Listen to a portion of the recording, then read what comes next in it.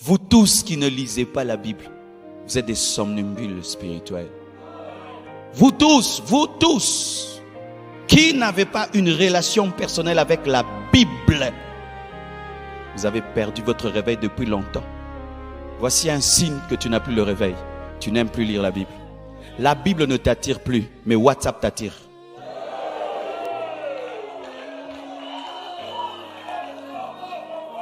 Tes yeux lisent facilement les messages des hommes, mais difficilement le message de Dieu. Si j'écris à maman Esther et le pasteur Shekinah lui écrit et je vois qu'elle a lu le message de pasteur Shekinah, les miens elle a fait vue. Problème ou pas problème? Problème ou pas problème? Tu as des problèmes avec Dieu. Parce que tu lis mes messages, mais tu ne lis pas le message de ton mari. Chaque fois que vous lisez des livres, Dieu est jaloux. Chaque fois que vous lisez vos messages sur WhatsApp, Dieu est jaloux. Parce qu'il ne vous a pas vu lire son message. Nous vivons avec un Dieu en colère. Et nous pensons qu'il est en colère seulement à cause de l'impudicité. Non, Dieu est en colère à cause de ta méditation. Il t'a écrit une lettre d'amour, mais que tu n'as jamais lue.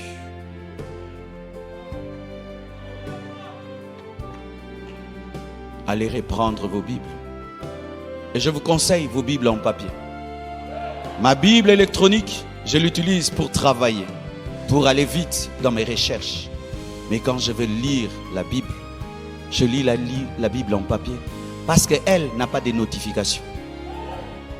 Là-bas, on ne peut pas me déranger par un appel. Là-bas, on ne peut pas me dire qu'il y a une vidéo sur YouTube. Je reste dedans jusqu'à la fin. Et là-bas, je ne me fatigue pas parce que la lumière fatigue. La lumière du téléphone fatigue.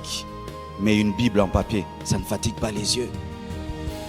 Revenez à la lecture de la parole.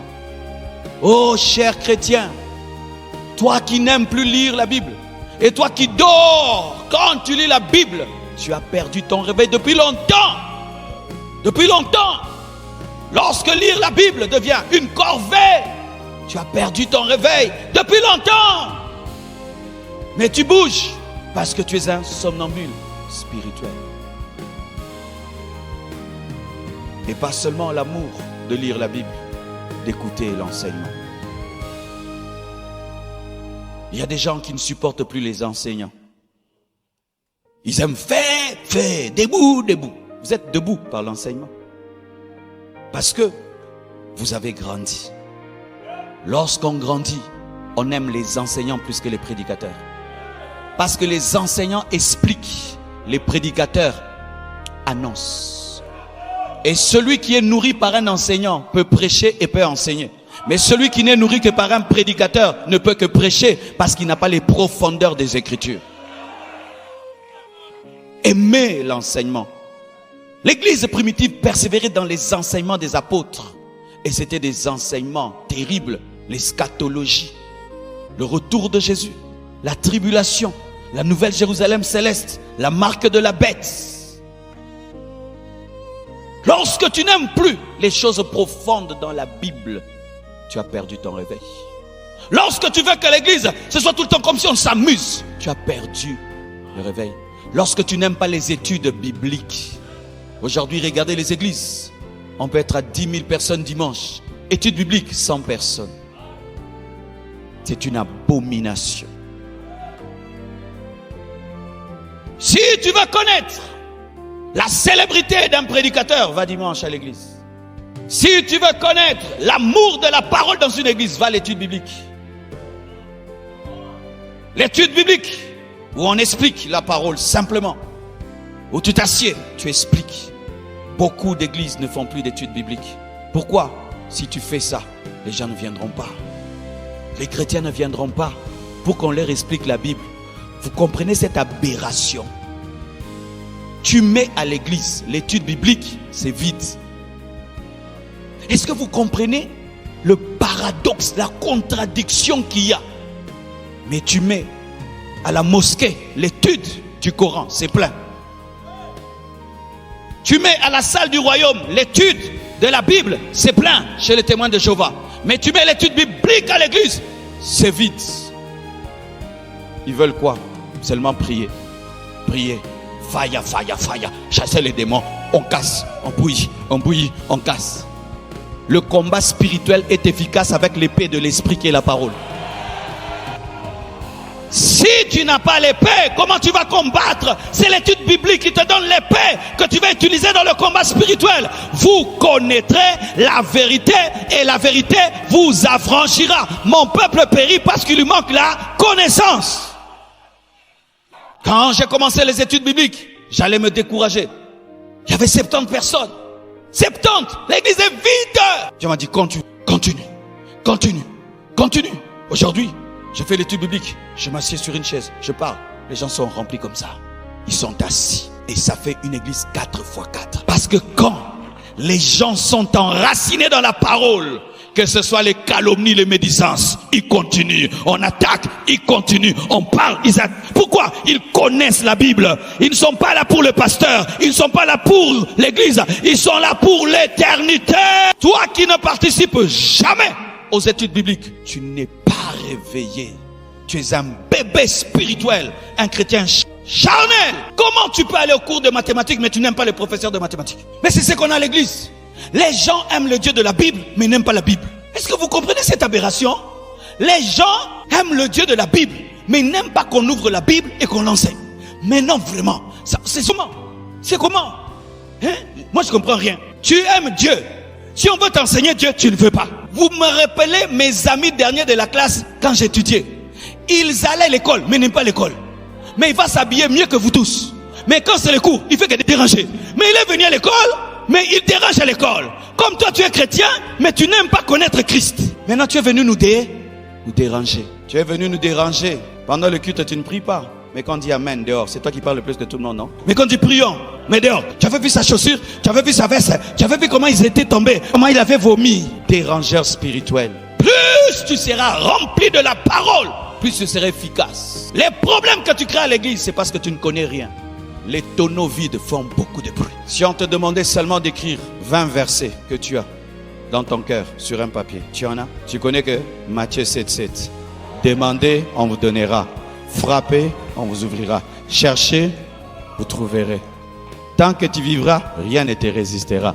Et tu ajoutes aussi, sans effet, Jésus plaira. Ton voisin, arrête d'être un aventurier spirituel. Si seulement tu fais 40 jours sans manger, tu auras la force. Mais tu as fait 1 mois sans lire la Bible. As-tu la force? C'est pourquoi tu es faible spirituellement. Tu es étonné comment tu commences à aimer le monde, comment les péchés de passé reviennent. Mais tu n'as pas la force. Tu es quoi, chocoré? Il y a longtemps que tu as mangé. Tu vis des perfusions spirituelles. C'est-à-dire les prédications qu'on te donne. C'est ça ta perfusion. Car sans ça, tu n'es pas nourri. C'est pourquoi tu nous cherches tout le temps. Parce que nous te perfusons. Oui, tu es toujours là. Pourquoi? Parce que tu ne te nourris pas toi-même. Il faut qu'on te perfuse. Il faut que nous, on médite pour toi. Il faut qu'on médite pour toi. Et puis qu'on te donne ce qu'on a médité. Mais toi-même, si nous décidons, nous n'allons plus prêcher, tu vas vivre comment? Si tous les pasteurs grèvent, ils disent on ne prêche plus, les fidèles sont méchants, toi tu vas vivre comment? Parce que toi-même tu ne lis pas la Bible. Tu ne lis pas la Bible. Ce qui fait que si jamais je ne prêche Nahum, tu ne connaîtras jamais Nahum. Alors que toi, ton verset est dans Nahum, ta révélation est dans Nahum. Lisez la Bible. Genèse, Apocalypse, soulignez, écrivez en rouge, en jaune, en vert. Et il y a une Bible bizarre, où elle est devenue tellement bizarre, tu achètes une autre, elle devient bizarre, tu achètes une autre. Tu peux connaître le sérieux d'un chrétien par sa Bible. Et par sa vieille Bible, les vraies Bibles sont sales, bizarres. Un jour je te montrerai ma vraie Bible. La Bible d'aujourd'hui, ça doit être un peu classe pour qu'on voie. Mais la vraie Bible, elle est bizarre, où tu as pleuré dessus. Elle est sale, tachetée par les doigts, tellement que les papiers ont sauté même. C'est ça les vraies Bibles. Les papiers ont sauté à gauche. Quand tu as une Bible trop propre, tu as un problème spirituel.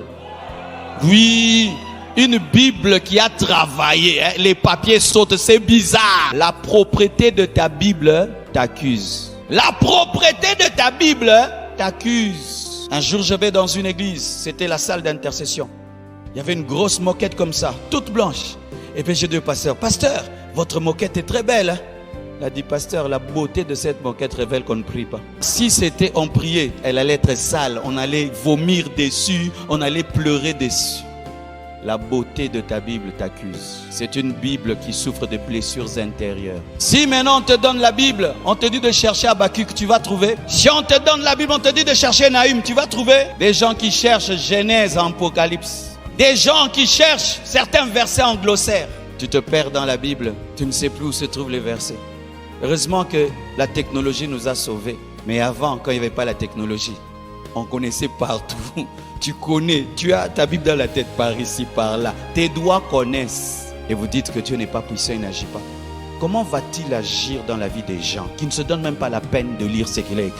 Comment, mon frère? Vous attendez qu'on vous dise tout? Non, les chrétiens de Béret connaissaient avant même qu'on leur apprenne. Parce que quand tu connais, tu es dangereux et tu es protégé. Lorsqu'un faux enseignant te prêche, tu vas savoir que c'est faux parce que tu l'avais déjà lu avant qu'il ne prêche. Mais quand tu n'as jamais lu, on va t'amener dans des fausses doctrines. C'est pourquoi vous êtes ballottés à tout vent. Parce que c'est la première fois que tu entends ça. Et on te dit, oh, tu ne savais pas. Comment tu ne savais pas après 10 ans dans la vie chrétienne? Tu ne le savais pas. Troisièmement, lorsqu'on est réveillé, on a la passion des âmes. J'aime ce verset, Romains 9, versets 2 à 3. J'éprouve une grande tristesse et j'ai dans le cœur un chagrin continuel. Car je voudrais moi-même être anathème, maudit, séparé de Christ pour mes frères, mes parents selon la chair. Paul était en train de parler du fardeau qu'il avait pour les Juifs. Il voulait même que Dieu le sépare de lui, que Dieu le maudisse, mais qu'au moins qu'il sauve les Juifs. Lorsqu'on se réveille, on commence à prendre soin des autres. Lorsqu'une maman se réveille, elle commence à prendre soin des enfants. Lorsqu'on se réveille, on commence à aider les autres.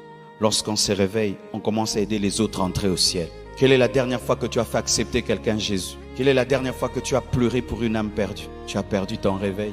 Nous sommes en Christ. Qu'est-ce que nous cherchons aujourd'hui? Le mariage, le voyage, les maisons. Vous pensez que c'est ça le but de la vie chrétienne? Les païens ont aussi des maisons. Ils ont aussi des voyages. Quelle est la dernière fois que tu as prêché à quelqu'un jusqu'à le convaincre et tu l'as amené à accepter Jésus? Avant tu le faisais, pourquoi tu ne le fais plus? Parce que tu as perdu ton réveil. L'église est remplie de somnambules. C'est pourquoi nous sommes nombreux, mais on n'a pas d'efficacité. Parce qu'une armée de somnambules ne peut pas vaincre dans une guerre.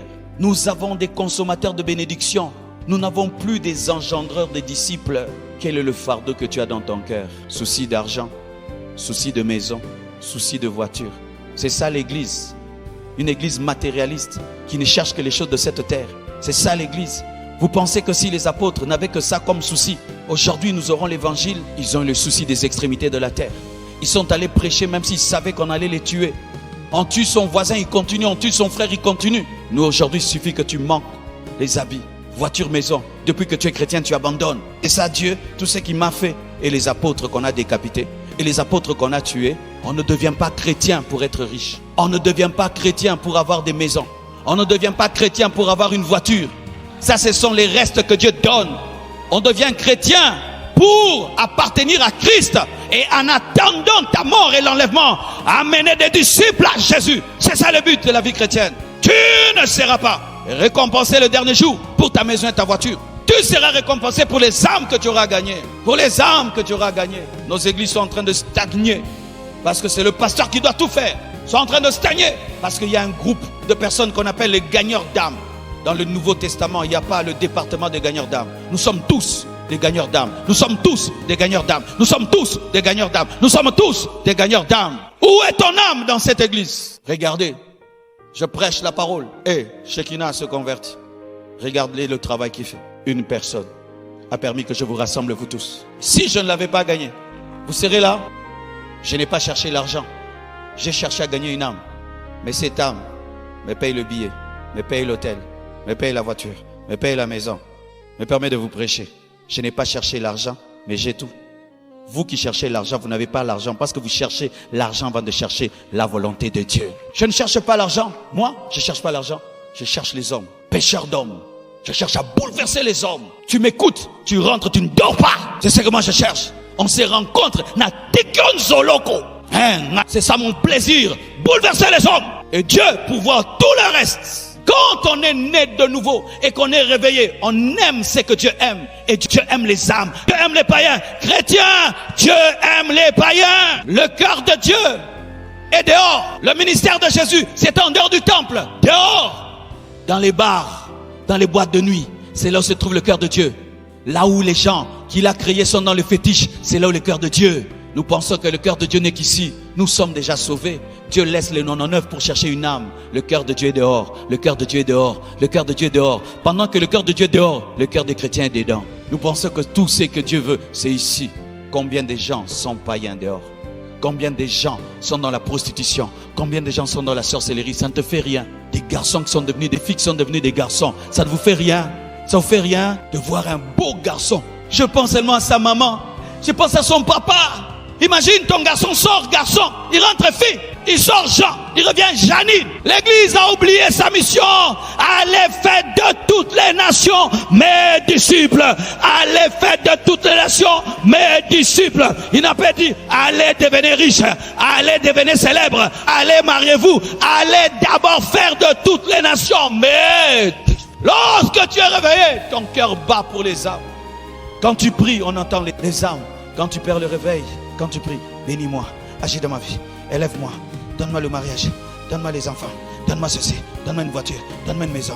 Moi. Quand ta prière devient moique, tu as perdu le réveil.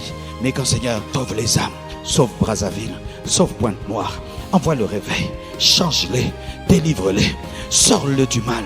Ouvre leurs yeux, révèle-toi Père, sans toi ne peux rien, agis Seigneur, utilise-moi pour les sauver, utilise-moi pour les parler. Et Dieu qui sait que tu as besoin d'une maison va te donner, et Dieu qui sait que tu as besoin d'un mari, il va te donner. Mais cherchez premièrement le royaume des cieux et sa justice, et le reste vous sera donné par-dessus.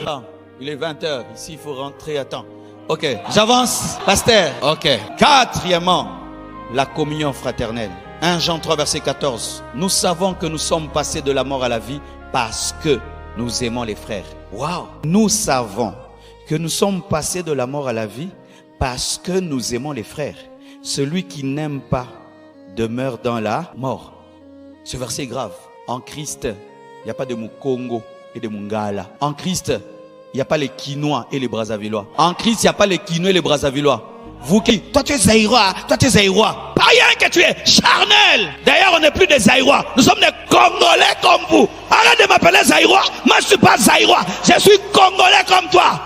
Congolais, donne-moi la main, hein? Pasteur Zaïrois. Je suis Congolais comme toi. Un Brazzavillois qui n'aime pas un Quinois est charnel. Charnel, tu es charnel. Tu n'as pas le réveil. Donne-moi la main, hein? Voici le signe que tu es réveillé. Tu aimes l'homme. Car tu ne peux pas dire que tu aimes Dieu que tu n'as jamais vu si tu n'aimes pas l'homme que tu vois. Si tu méprises l'homme que tu vois. Regarde-lui, les Zaïrois là. Tu es charnel. Le Zaïrois là, c'est Dieu qui l'a créé. À son image, à sa ressemblance. Tu viens d'où? Des Kines. Déjà tu as peur de moi. Je t'ai fait quoi? Parce que c'est moi j'ai traversé. Je t'ai fait quoi? Toi tu es Vili. Et l'autre est qui? Hein? Larry. Larry, Vili, Larry. Vous êtes tous des créatures de Dieu. Lavés par le sang de Jésus. Lavés par le sang de Jésus. Larry, Vili. Cela n'est pas. Donne-moi la main, hein? Toi à l'église, tu n'aimes que les riches. Tu ne causes qu'avec les riches. Ceux qui sont pauvres, ce ne sont pas des enfants de Dieu. Alors que la plupart des disciples de Jésus étaient des pauvres. Pierre n'était pas riche. Qu'est-ce que tu sais que tu as perdu le réveil? Quand tu commences à choisir les gens. S'ils parlent un bon français, tu les respectes. S'ils commettent des fautes de français, s'il est riche, tu les respectes. S'il est pauvre, tu ne les respectes pas. Ou tu commences à te renseigner sur la tribu des gens. Toi, tu es d'où? Je suis du ciel. Non, hein? Moi j'aime Marcelo parce que c'est un Quinois différent. Charnel que tu es. C'est un Quinois différent, hein. Mais lui il est un peu comme les blancs. Raciste que tu es. Des chrétiens racistes. Tu vas aux États-Unis, tu seras choqué dimanche. Les églises des noirs à côté, les églises des blancs de l'autre côté. Et quand tu arrives, tu vois que le réveil est parti. Lorsqu'on est réveillé, le noir, le blanc prient ensemble. Le riche et le pauvre prient ensemble. Le Quinois et le Brazzavillois prient ensemble. C'est terrible que nos équipes de football soient en compétition et nos églises aussi soient en compétition comme nos équipes de football. Quelle honte pour l'église.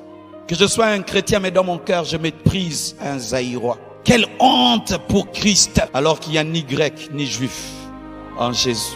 Je ne peux pas prier dans une église d'un Zaïrois parce que moi je suis Brazzavillois. Tu as insulté Dieu parce que tu ne sais pas d'où peut venir le salut. Jésus est venu de Nazareth, une ville méprisée. Quand c'est un riche qui a des problèmes, veillez de prière. Quand c'est un pauvre, que le Seigneur te soutienne. Somnambulisme spirituel. Les riches entre eux, les pauvres entre eux. Quand on dit Amen, des groupes de riches et des groupes de pauvres. Si tu veux quitter les groupes de pauvres, entrer dans les groupes de riches, on te montre que ce n'est pas ton niveau. Vous qui êtes riches à l'église, j'aimerais vous rappeler que vous étiez des pauvres. Et j'aimerais même vous dire que vous pensez que vous êtes riches, mais pour d'autres, vous êtes des pauvres aussi. Quand Bill Gates voit ta richesse, c'est le salaire de sa sentinelle. Donne-moi la main, hein? Le pauvre entre parmi vous, il se sent pauvre. Dans l'église, on ne fait pas sentir un pauvre qu'il est pauvre. On le reçoit avec honneur. On lui donne la chaise avec honneur. Nous, là, on est venu à l'église. On n'avait même pas l'argent pour donner à l'offrande. On avait 2 pantalons. On était des petits enfants de rien du tout. On nous appelait jeunes gens. Mais il y avait une destinée dedans. Il y avait des gens qui avaient des salaires de $1000 qui se prenaient pour des riches et qui ne trouvaient qu'on n'était rien du tout. Mais Dieu savait qui on allait devenir demain. Arrête de mépriser les hommes, tu ne connais pas leur futur. Hier, on méprisait la Chine. Aujourd'hui, c'est devenu une puissance mondiale. Lorsqu'il y a le réveil dans l'église, les frères et sœurs en Christ se pardonnent. Vous êtes dans une même église, mais vous ne vous parlez pas. Et si par mégarde, le protocole a mis ton ennemi à côté de toi, vraiment, c'est démon à côté de moi. Quand tu envoies le feu, fire. Dans un même département, on ne se parle pas. Dans une même chorale, on ne se parle pas. Des intercesseurs qui ne se parlent pas. Des prédicateurs, concurrence, qui prêchent plus que l'autre, qui donnent des révélations plus que l'autre, qui fait tomber les gens plus que l'autre, des judokas. Si l'autre prêche bien, tu es fâché. Si l'autre utilisait, tu es fâché. C'est la sorcellerie. L'autre se marie, vous êtes fâché. L'autre se marie, vous êtes fâché. Vous voulez qu'il soit impudique. L'autre se marie. Il accomplit la parole. Vous, l'église, vous êtes fâché. Mais les jours de ton mariage, tu veux que tout le monde chante Wololo. Mais les jours du mariage de l'autre, pourquoi il s'est marié? Les chrétiens. Mais si c'est ta fille qui se marie, tu es contente. Mais si c'est la fille de l'autre qui se marie, pourquoi on l'a épousée? Vous avez l'esprit de buzz. Je ne parle pas de ça. Je parle d'autre chose. Vous avez l'esprit de son. Non, c'est une coïncidence. Donne-moi la main. Là où il y a le réveil, il y a l'amour. Là où il y a le réveil, il y a le pardon. Là où il y a le réveil, il y a la réconciliation. Là où il y a le réveil, ton succès, c'est mon succès. Ton élévation, c'est mon élévation. Ta bénédiction, c'est ma bénédiction. Cette action est un signe de réveil. Un pasteur qui dit à l'autre pasteur: tu es en train d'acheter une église, ça doit te coûter cher. Tenir une action dehors, tu dois louer des choses. Non, viens tenir l'action ici. Comme ça, tu économises. Ça, c'est le réveil. Et un pasteur qui dit aux fidèles d'une autre église: ne venez pas là-bas, restez chez vous. Ça, c'est le réveil. Vol des fidèles. Je forme ma fille. Elle devient une grande servante de Dieu. Toi, pasteur, tu l'apprends. Un manque d'amour. Forme tes gens, enseigne tes gens et qu'ils apprennent aussi à chanter. Tu attends que l'autre fasse un grand travail. Lorsque c'est le temps de cueillir, toi tu viens, tu prends. Là-bas on ne te considère pas, là-bas on ne te respecte pas. Si tu viens ici, tu auras un salaire. Si tu viens ici, tu auras ceci. Si tu seras ici. Pour finir, là où il y a le réveil, il y a la haine, l'horreur du péché. Romains 12, verset 9. Que la charité soit sans hypocrisie. Ayez le mal en horreur. Attachez-vous fortement au bien. La haine du péché, l'horreur du mal. On m'a dit que dans votre ville, les gens peuvent vivre ensemble sans mariage. Vous vivez dans le concubinage et c'est accepté par tout le monde. Vous faites des enfants et c'est accepté par tout le monde. Ce n'est pas parce que on t'appelle maman que Dieu t'appelle mari. 2 personnes qui vivent ensemble sans le mariage sont des colocataires. Mais vous n'êtes pas mariés. Donnez-moi la main, hein? Ne me lapidez pas. Voici.